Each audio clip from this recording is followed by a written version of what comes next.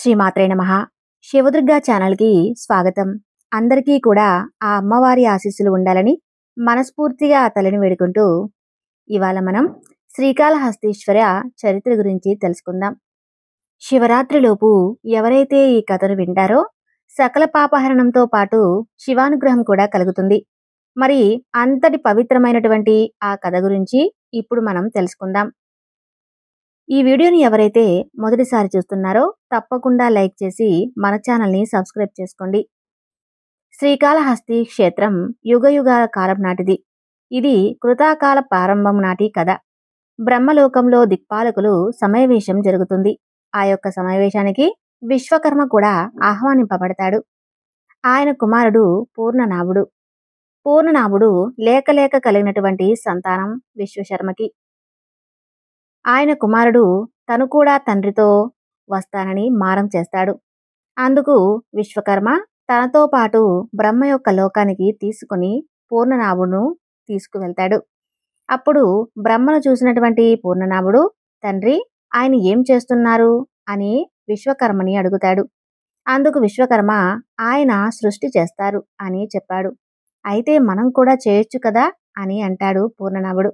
అందుకు తండ్రి, మనం చేయరానది, ఆయన బ్రహ్మ మాత్రమే సృష్టిని చేస్తారు, అలా ఎందుకు చేయకూడదు, నేను కూడా చేస్తాను తండ్రి అని పూర్ణనాభుడు అంటాడు. అని జీవులను సృష్టించాడు. పూర్ణనాభుడు అది గమనించినటువంటి బ్రహ్మ పూర్ణనాభుడిని నీవు చేస్తున్న పని ఏమిటి అని అడిగాడు. అందుకు పూర్ణనాభుడు, మీరు చేస్తున్నటువంటి పనే నేను కూడా చేస్తున్నాను, ఏం తప్ప అని అంటాడు. అందుకు కోపగించినటువంటి బ్రహ్మ, నీవు భూలోకంలో సాలెపురుగుగా జన్మించు అని పూర్ణనాభుడిని శపిస్తాడు. తన తప్పును తెలుసుకున్నటువంటి పూర్ణనాభుడు బ్రహ్మకాలపై పడి శరణు వేడుకుంటాడు. అందుకు శాంతించిన బ్రహ్మ, నీవు భూలోకంలో పరమేశ్వరుణ్ణి ఆరాధించి పరమేశ్వరుడిలో ఐక్యం చెందుతావు అని చెబుతాడు. శాప ఫలితంగా ఒక బిల్వ వృక్షంపై సాలెపురుగుగా పుడతాడు పూర్ణనాభుడు. సాలెపురుగుగా మారిన తర్వాత తన యొక్క పూర్వజన్మ జ్ఞానం పోలేదు. ఆ యొక్క పరమేశ్వరుడు ఎక్కడ ఉంటాడో, ఆయనకి ఎలా చేరాలో అని పరిపరి విధాల ఆలోచిస్తూ ఉండేవాడు పూర్ణనాభుడు. అంతనా ఒక శివభక్తుడు శివపూజకై మారేడు దళాలు కోయడానికి అక్కడికి వస్తాడు. పూర్ణనాభుడు ఆ ఆకులలో చేరి శివభక్తులతో పాటు శివయ్య దగ్గరకు చేరుకుంటాడు. శివయ్యపై అపరిమితమైన భక్తి ప్రపత్తులు ఏర్పడతాయి. అప్పుడు ఆ శివలింగం ఎండకు ఎండుతూ వానకు తడుస్తూ ఉంటుంది. ఎలాగో తన యొక్క పూర్వజన్మ స్మృతి కారణంగా శివయ్యకు ఒక ఆచ్ఛాదనగా ఒక గూడును అల్లుతుంది. ఆ సాలెపురుగు తదుపరి చిన్న చిన్న ప్రాకారాలు అల్లుతుంది. ఆ అంచులు మంచు బిందువులతో తడిసి ఎండకు ముత్యాల పందిరిలాగా చక్కగా మెరుస్తాయి. అప్పుడప్పుడు వీస్తున్న పెనుగాలికి ఆ ఈనెలు తెగిపోయి, అయ్యో శివయ్యకు ఆచ్ఛాదన లేకుండా పోతుంది అని తెగినటువంటి ఆధారాలను మరలా అతికిస్తూ ఉండేది. అప్పుడే తనకున్నటువంటి ఓపికను భక్తికి మెచ్చిన పరమేశ్వరుడు ఒకనాడు ఆ సాలెపురుగును పరీక్షింపదలిచాడు. అనుకున్నదే తడువుగా ఆలయంలో కలిగినటువంటి అఖండ జ్యోతిని పెంచి పూర్ణనాభుడు కట్టినటువంటి సాలెపురుగును గూడును దహించి వేస్తాడు. మరలా ఓపికతో కష్టపడి శివయ్యకు గూడు కడుతుంది. అలా మరలా గూడు మంటలకు ఆహుతైపోతుంది. ఇలా మాడిపోయినప్పటికీ అలా అల్లుతూనే ఉంటుంది. అల్లుతూనే ఉన్నప్పటికీ కొంతకాలం అలా గడిచిపోతుంది. ఓపిక నశించిపోతుంది. ఎలాగైనా కానీ ఆ దీపాన్ని మింగివేయాలన్నంత కోపం వస్తుంది. వెంటనే ఆ దీపాన్ని మింగడానికి ప్రయత్నించగా పరమేశ్వరుడు తన చేతిని అడ్డుపెట్టాడు. పూర్ణనాభా, ఆగు, నీ భక్తికి నేనెంతో సంతోషించాను అని అంటూ ఆయన అక్కడ ప్రత్యక్షమవుతాడు.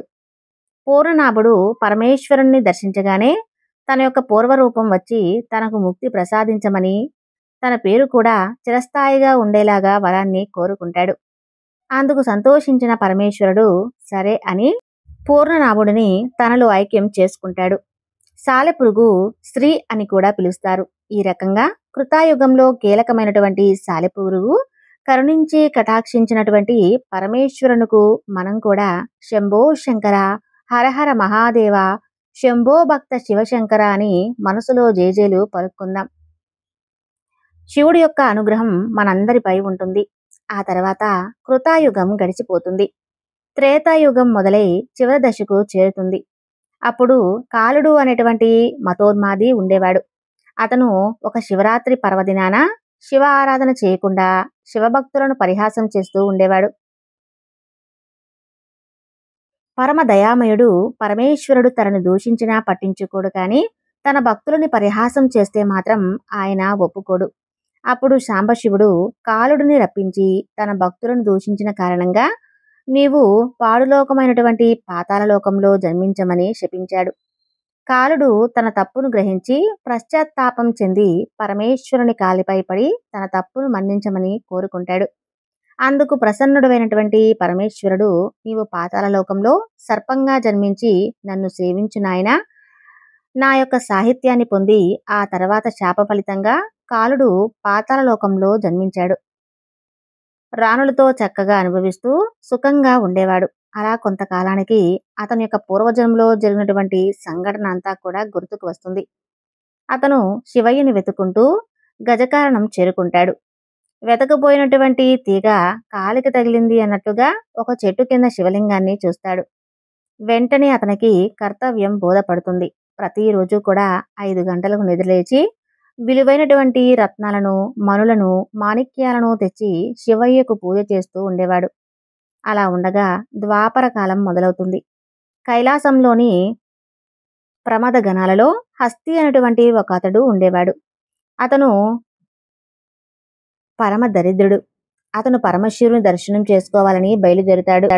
అక్కడ ఉన్నటువంటి ద్వారపాలకులను అడ్డగించి శివుడు, పార్వతి ఏకాంత సమయంలో ఉన్నారు, వారు దర్శించుకోవడం ఇప్పుడు కుదరదు అని చెబుతారు ద్వారపాలకులు. వారి మాటలు కూడా లెక్క చేయకుండా శివపార్వతుల యొక్క ఏకాంతంలో ఉండగా దర్శించుకుంటాడు. ఆగ్రహించినటువంటి శంకరుడు హస్తిని వినయ విధేయతలు లేనటువంటి కారణంగా భూలోకంలో మదపు టేనుగులా పుట్టమని శపిస్తాడు. శివుని యొక్క శాపం కారణంగా హస్తి మదపు టేనుగుడై భూలోకంలో జన్మించింది. ఒకరోజు ఆ మదపు టేనుగు విహారం చేస్తూ గజకాలంలోని శివలింగాన్ని చూస్తుంది. అప్పుడు తన యొక్క గత స్మృతులన్నీ గుర్తుకు వస్తాయి. ఆనందంతో పరవశించిపోతుంది. శివయ్య మీద భక్తి ప్రపత్తులు పుట్టుకొస్తాయి. వెంటనే తాను స్నానం చేసి తొండం నిండుగా నీరు నింపుకొస్తుంది. చుట్టుపక్కల ఉన్నటువంటి మారేడు దళాలను సేకరిస్తుంది. పూలు, అల్లికలను అన్నిటినీ తీసుకొని వస్తుంది. అప్పటికే పెట్టి ఉన్నటువంటి రంగురాలను తొలగించి తన తొండంతో తెచ్చినటువంటి నీటితో అభిషేకం గావించి మారేడు దళాలు, కలువ పూలను శివయ్యకు అలంకరిస్తుంది. కన్నార్పకుండా చూస్తూ శివయ్య ఎంత అందంగా ఉన్నావయ్యా అని మురిసిపోయేది. అలా మురిసిపోయి రేపు వస్తానని అంటూ వెళ్ళిపోయింది. మరునాడు తెల్లవారింది. కాలుడు నిద్రలేచి శివయ్యను చేరుకుంటాడు. తాను పూజించిన రాసులు, మణులు అన్నీ నేలపాలు ఉండటం గమనిస్తుంది. లింగంపై ఆకులు, అలమలు, ముళ్ళు ఉండటం గమనిస్తుంది. తనకు మనసు కలత చెందుతుంది.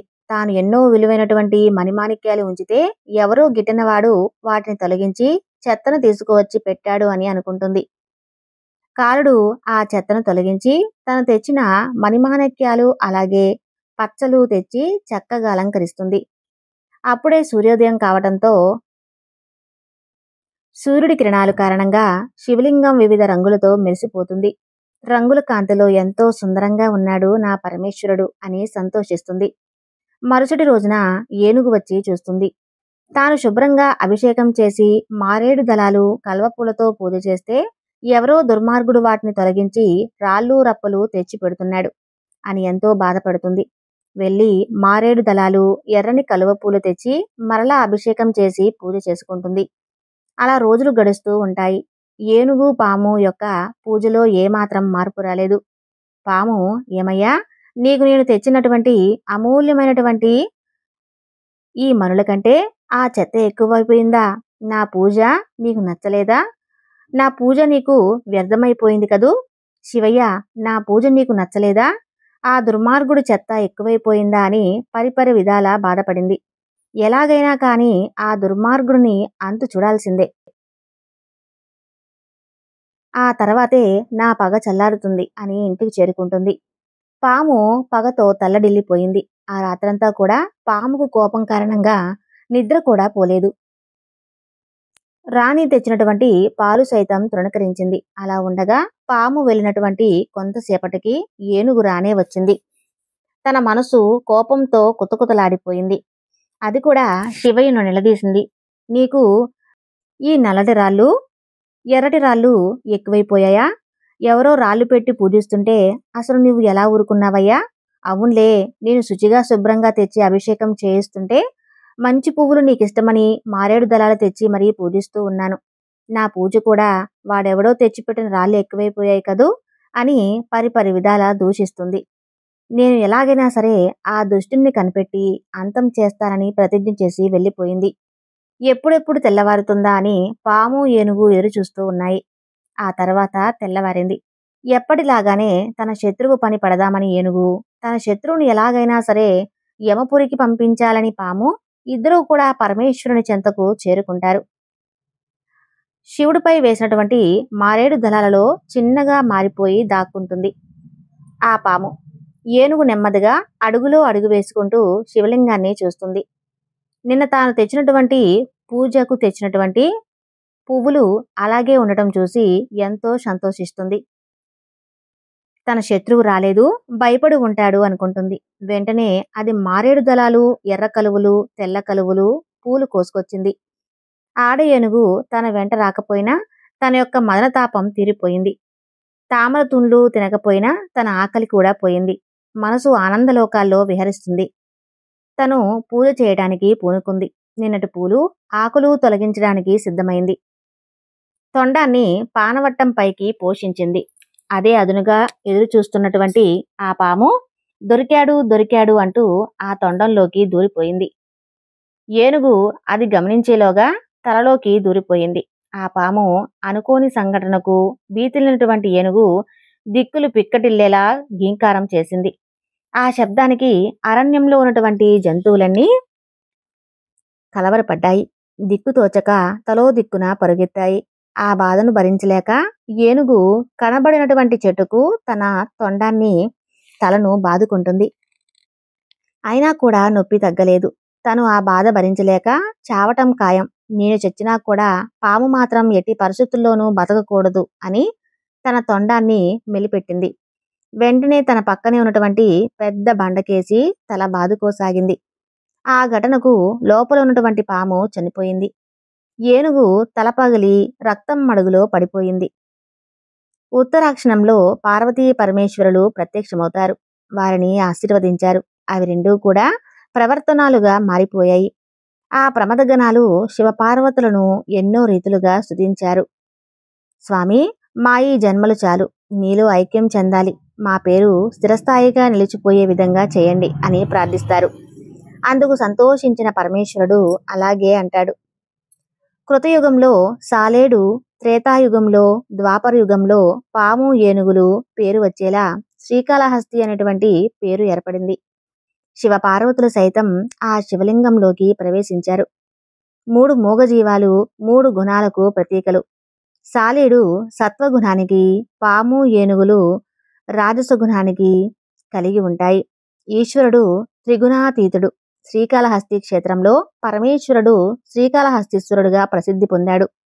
కాశీలో మరణిస్తే పుణ్యం, శ్రీకాళహస్తిలో కాలు మోపితేనే పుణ్యం. ఆ తర్వాత శ్రీకాళహస్తి క్షేత్రం గురించి తెలిపేటువంటి మరో అద్భుతమైనటువంటి కథ గురించి తెలుసుకుందాం. బాపుర యుగంలో పాండవులు అరణ్యవాసం కాలం నాటి వృద్ధాంతమిది. ఈ క్షేత్ర చరిత్రలో ముడిపడి ఉంటుంది. అర్జునుడు అరణ్యవాస సమయంలో పాశుపతాస్త్రం పొందడానికి ఇంద్రగిలాద్రి పర్వత శ్రేణులలో తపస్సు చేస్తూ ఉండేవాడు. ఆయన శక్తిని పరీక్షించి సాంబశివుడు కిరాతుడి యొక్క వేషాన్ని దాలుస్తాడు. పథకం ప్రకారం ముఖాసురుడిని వరాహ రూపం దాల్చమని పరమేశ్వరుడు ఆజ్ఞాపించాడు. శివయ్య కిరాతక రూపం దాల్చగా ప్రమదగణాలు కోయిలగా మారాడు. శివుని యొక్క ప్రేరణతో వరాహం అర్జునుడు తపస్సు చేసేటువంటి స్థలానికి వెళ్ళింది. అక్కడ ఉన్నటువంటి 3 కలవరపడేటువంటి విధంగా అది బీభత్సం సృష్టించింది. మునులు కోరుకోగా అర్జునుడు వరాహంపై బాణాలు సంధించాడు. వరాహం నెలకొంది. శివుని యొక్క లీల వలన మరి 2 బాణాలు ఆ పంది నోట్లోకి ఉన్నాయి. అప్పుడు అర్జునుడు వరాహిని సమీపించగా ఇంతలో కిరాతుడు అక్కడికి వచ్చి ఈ వేట నాది అని పలికాడు. అర్జునుడు మొదట నేను బాణం వేశాను అంటే కిరాతుడిని నేనే బాణం వేశాను అని ఇద్దరూ కూడా కాసేపు వాదన పెంచుకున్నారు. ఇద్దరి మధ్య వాగ్వాదం చోటు చేసుకుంటుంది. ఎవరి బలాలు ఏమిటో తేల్చుకుందామని అనుకుంటారు. ఇద్దరి మధ్య పోరు హోరాహోరీగా సాగింది. అప్పుడు శివుడు తన యొక్క మాయ చేత అర్జునుడి యొక్క బాణాలను మాయం చేశాడు. వెంటనే అర్జునుడు తన విల్లు తీసుకుని కిరాతుని తలపై మోదబోగా పరమేశ్వరుడు ప్రత్యక్షమవుతాడు. అప్పుడు అర్జునుడు శివుడు అనేక విధాలుగా ప్రార్థించి తన యొక్క అజ్ఞానాన్ని మన్నించమని వేడుకుంటాడు. తనకు పాశుపతాశ్రంలో పాటు మోక్షాన్ని కూడా ప్రసాదించమని కోరుకుంటాడు. అందుకు పరమేశ్వరుడు నాకు ఆంక్షించిన ఈ జన్మలో మోక్షం కలగదని మరు జన్మలో కిరాతుడుగా జన్మించి తన యొక్క సాహిత్యం పొందగలనని అంతర్ధానమయ్యాడు. కాబట్టి అర్జునుడు మరో జన్మ ఎత్తవలసి వచ్చింది. అలా ఉండగా మణిమంతుడు అనేటువంటి యక్షుడు లక్షణరహితంగా కనబడేటువంటి జంతువులను చంపి ఆనందం పొందుతూ ఉండేవాడు. అది గమనించినటువంటి నందికేశ్వరుడు అతను భూలోకంలో కిరాతుడుగా జీవించమని శపిస్తాడు. శాపవిచనం కొరగా నీకు ఒక కోయశ్రీ వలన ఒక మహర్జాతకుడు కలిగిన పిమ్మట నీకు ముక్తి లభిస్తుంది అని తెలుపుతాడు. అది ఒక సుందరమైనటువంటి అడవి ప్రాంతం. అక్కడ ఉన్నటువంటి ఒక చక్కని గూడెంలో గూడానికి నాయకుడు నాదుడు. నాదనాద యొక్క భార్య తనదే ఎప్పుడూ కూడా చిరునవ్వులు చిందిస్తూ ఉండేది. గూడెంలో అంటే అందరితో ఎంతో గౌరవం. ఆమె నాగనాథుడి యొక్క మనసు ఎగిరి ప్రవర్తిస్తూ ఉండేది. వారికి పెళ్లి చాలా కాలమైంది. ఇంకా పిల్లలు మాత్రం కలగలేదు. వారు ఏనాడు కూడా అందుకు బాధపడలేదు. అలా ఒకరోజు వారి దేవతలు పోషించారు. పరమశివునికి పూజ గావించారు. ఆ రోజు పౌర్ణమి. వెన్నెల వంటి ఆరబోసినటువంటి అడవి అంతా కూడా వ్యాపించింది. ఆ రోజు ఇంకా ఇంకా చూడాలనిపించే విధంగా కనిపిస్తుంది. నాగనాథుని మధ్యలో ఏవో మధుర భావాలు కూడసాగాయి. వారిరువురు ఆలోచనలు భావాలు ఒక్కటయ్యాయి. ఆ రోజు వారికి మధురాత్రి మధురమైనటువంటి అనుభూతి కలిగింది. తనువులు ఏకమయ్యాయి. కొన్ని రోజులకు అంతే. నాదనాథుడి చెవులు ఒక మంచి శుభవార్తను వినిపించింది. ఆ మాట వినటువంటి నాదుడు మనసు ఆనందంతో పొంగి పరవళ్లు తొక్కింది. ఇన్నాళ్లకు తన కోరిక తీరబోతుంది అని అనుకుంటాడు. అందరినీ పిలిచి ఆమెకు కావలసినటువంటి పదార్థాలు ఆమెకు కాలు కూడా కింద పెట్టకుండా చూడమని చెబుతాడు. తండ్రి ముఖం రోజురోజుకు వెలిగిపోతూ ఉండేది. ఆమె శరీరం ఎన్నో మార్పులు చేర్పులు వచ్చాయి. నాదనాథుడు స్వయంగా తానే వేటకు వెళ్లి అనేక రకాలైనటువంటి జంతువులను వేటాడేవాడు. పుట్ట తేనెను తెచ్చేవాడు. తనకిష్టమైనటువంటి వంటలు చేయించి పెట్టాడు. వారు ప్రేమకు గుర్తుగా ఒక మంచి శుభదినాన పండంటి మగబిడ్డను ప్రసవించింది. గూడెమంతా కూడా ఆనందంతో నిండిపోయింది. పండుగ వాతావరణం నెలకొంది. పుట్టిన బిడ్డడు దేదీప్యమానంగా వెలుగొందుతూ ఉన్నాడు. ఆ పిల్లవాడిని తిన్నడు అనేటువంటి పేరును పెట్టుకున్నారు. లేక లేక పుట్టినటువంటి పెట్టినందున అందరూ కూడా అల్లారు ముద్దుగా చూసుకుంటూ ఉండేవారు. పిల్లవాడికి బొమ్మ విల్లు బాణాలతో విలువిద్య నేర్పిస్తూ ఉండేవారు. కానీ తిన్నడు గురి మాత్రం ఎప్పుడూ తప్పేది కాదు. వాటితోనే తిన్నడు ఎగిరేటువంటి పక్షులను కూడా కొట్టేవాడు. తిన్నడు గురికి తల్లిదండ్రులు ఎంతో ఆశ్చర్యపడిపోయేవారు. తను 7 పిల్లలతో జతకట్టి నాయకత్వ లక్షణాలు ప్రదర్శించేవాడు. తిన్నడు దినదిన ప్రవర్తమానమవుతూ యుక్త వయసులోకి అడుగు పెట్టాడు. తండ్రి కొడుకును పెళ్లి చేసుకోమని అడుగుతాడు. ఏమీ చెప్పలేక మౌనంగా ఉండిపోయాడు. అలా చిన్నతనంలోనే విలువిద్యను గమనించినటువంటి పెద్దలు ఆ పిల్లవాడు దేవుని పాలవుతాడే గాని తల్లిదండ్రులకు దక్కేవాడు కాదు అని చెప్పుకునేవారు. ఆ వాడంతా కూడా ఎంతో నేర్పును సాధించాడు. తిన్నడు బోయలు నాది వద్దకు వెళ్ళి తిన్నడికి వేటా పద్ధతులు నేర్పాలని చెప్పారు. బోయగూడెంలో కాట్రేని జాతర జరుగుతూ ఉండేది. కాట్రేనిలోని అంటే ఆ గూడెం దేవత మొదలు పెట్టాలన్నా అక్కడ జాతర జరగాల్సిందే. నాదనాథుడు జాతరకు చాటింపు వేయించాడు. ఈ రోజు జాతరకు అందరూ కూడా సిద్ధమయ్యారు. నాగనాథుడు తనదే తల స్నానాలు చేసి మంచి బట్టలు కట్టుకున్నాడు. వారి యొక్క ఆచారం ప్రకారం రకరకాల దండలు కూడా ధరించాడు. తిన్నడు స్నానం చేసి కాసేపు నిద్రించాడు. నిద్రించి లేచి విభూది పూసుకున్న రక్షాబంధనం ధరించక రకరకాల మూలికలతో కూడినటువంటి దండలను ధరించాడు. కాట్రేనికి రకరకాల పూలతో పూజ చేశాడు. తాను వాడేటువంటి విల్లును ఖరీదైన వద్ద పూజించాడు. తదుపరి అందరూ కలిసి మద్యం సేవించి వారి యొక్క ఆచారాన్ని అనుసరించి నాట్యం చేశారు. ఆ తర్వాత కార్ట్రేని అంత గొప్పవాడు కావాలి అని దీవించారు. మరుసటి రోజు నాదనాథుడు అనుభవం ఉన్నటువంటి బోయలతో కలిపి తిన్నడును వేటకు పంపిస్తాడు. అనేక రకాలుగా బుద్ధులు చెప్పి వేటకు సాగనంపాడు. తిన్నడు మిగిలినటువంటి బోయలు దట్టమైనటువంటి అడవిలోకి వెళ్లారు. రకరకాల జంతువులను వేటాడారు.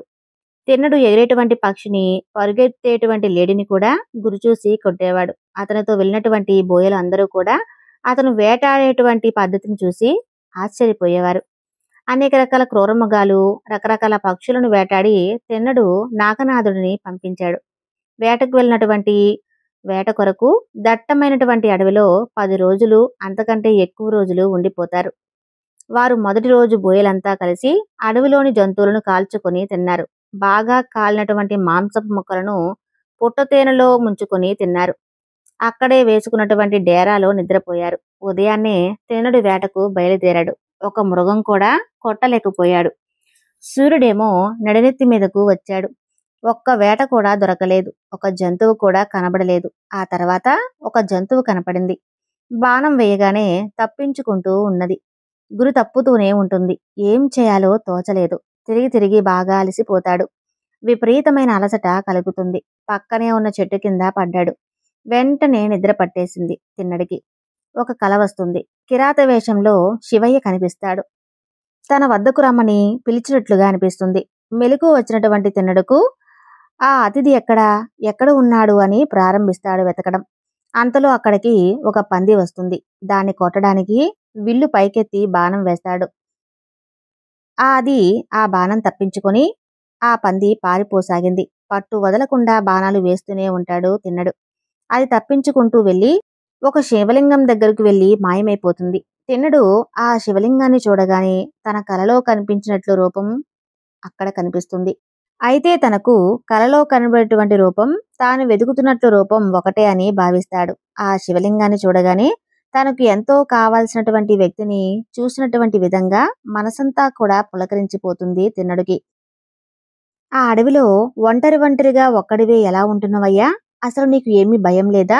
నాతో వచ్చేయ్, నాతో పాటే నిన్ను కూడా మా ఊరికి తీసుకుపోతాను అని శివలింగంతో అంటాడు. శివలింగం నుండి మాత్రం ఎటువంటి జవాబు రాలేదు. అయ్యో, ఆకలిగా ఉందా? ఏమీ తిన్నట్లుగా లేవే. ఆకలిగా ఉందా? ఎప్పుడు తిన్నావో ఏమిటో, ఉండు ఇప్పుడే వస్తాను అని వెళ్తాడు. వెళ్ళిన వాడు మంచి బలమైన పందిని చంపి బాగా కాల్చి తన భుజం పైన వేసుకుని వస్తాడు. పుక్కింటిలో నీటిని తీసుకుని వస్తాడు. పరుగులాంటి నడకతో వస్తాడు. వస్తూనే తనతో తెచ్చినటువంటి నీటితో శివలింగాన్ని కడుగుతాడు. కాలిన పానిపట్టం పైన ఉన్నటువంటి నిర్మల్యాన్ని తొలగిస్తాడు.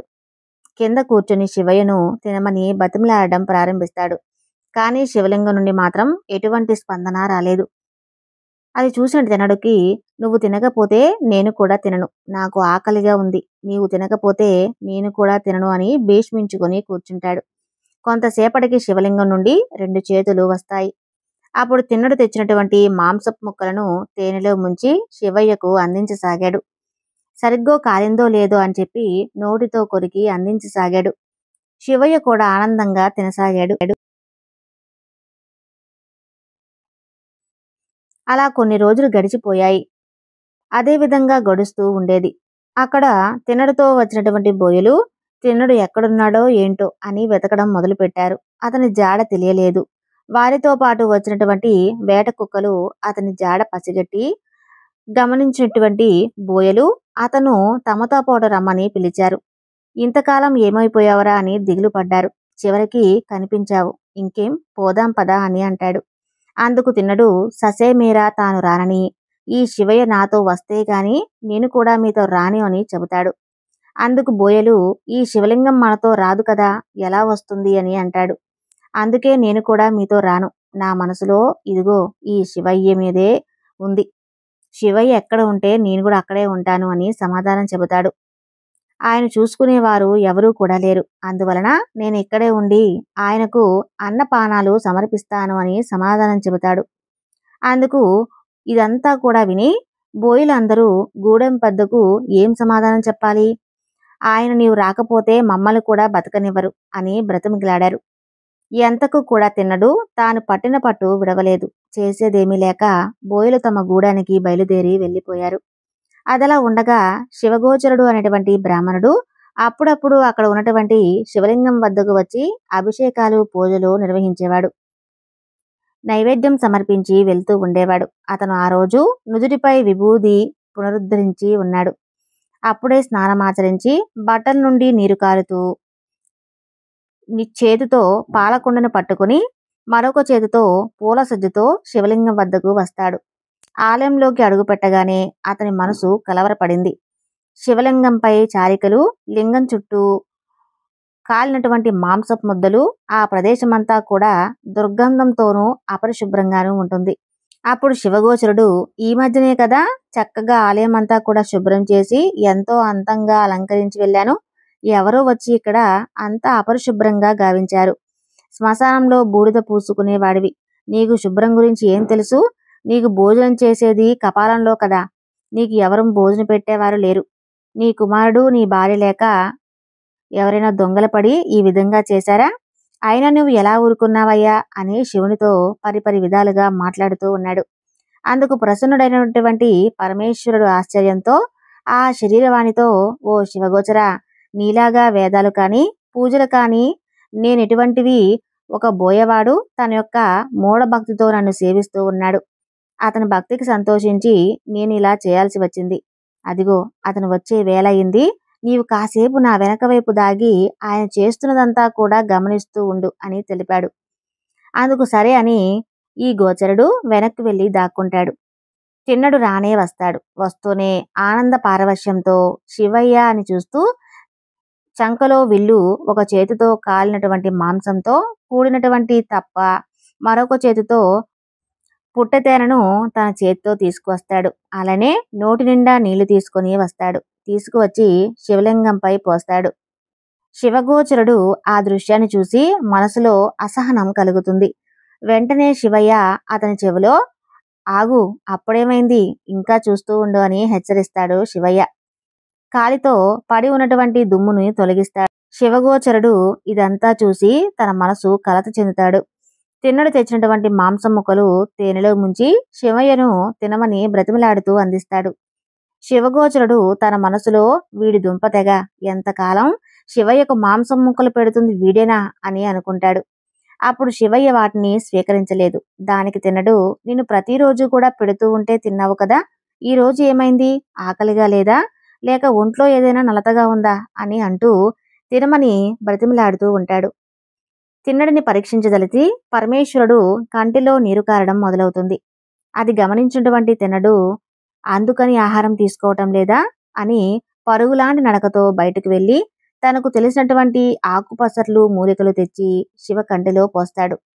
అప్పటికీ కంట్లో నుండి రక్తం కారడం మారలేదు. చుట్టుపక్కల ఉన్నటువంటి గూడెంలోకి పరిగెత్తి అందరినీ అడిగాడు. చెప్పినటువంటి వైద్యాన్ని కూడా చేస్తాడు. అయినా కూడా తగ్గకపోగా కంటి నుండి రక్తం కారడం మొదలవుతుంది. కాళ్ళు చేతులు ఆడలేదు. అన్ని రకాల వైద్యాలు చేసినప్పటికీ కంటిలో నుంచి రక్తం ఆగకపోగా ఆ రక్తం ఎంతో కారుతూ ఉండటం చూసి తన మనసు బాధతో కలత చెందుతుంది.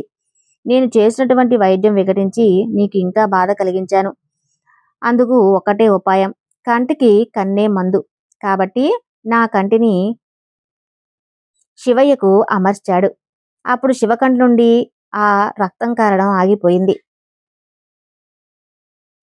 తిన్నడు యొక్క ఆనందానికి అవధులు లేకుండా పోయాయి. కానీ ఆ ఆనందం ఎంతోసేపు ఆగలేదు. మరొక కంటి నుండి రక్తం కారడం మొదలైంది. అప్పుడు తిన్నడు, మరేం పర్వాలేదు, రెండో కన్ను తీసి నీకు మళ్ళీ అమరుస్తాను. ఒకవేళ మూడో కన్ను నుండి కూడా నీరు కారితే నా ప్రాణాలు ఇచ్చైనా సరే నేను నిన్ను కాపాడుకుంటాను అని అంటాడు.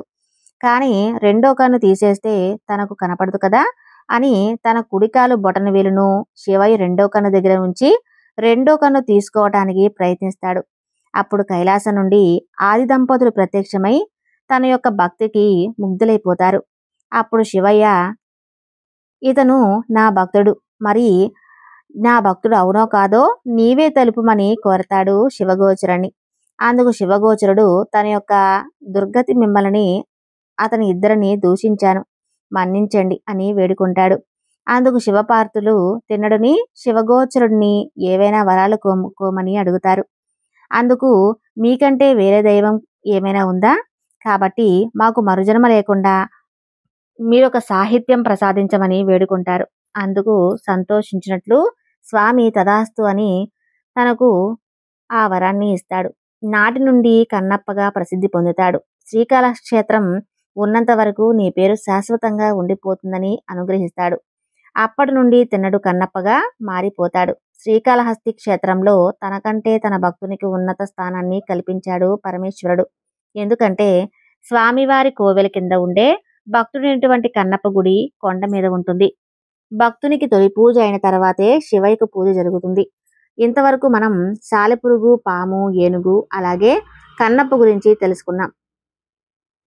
మరొక వివరణతో మళ్ళీ మీ ముందుకు వస్తాను. ఈ వీడియో నచ్చితే తప్పకుండా లైక్ చేసి మన ఛానల్ని సబ్స్క్రైబ్ చేయండి. సర్వే జన సుఖినో భవంతు.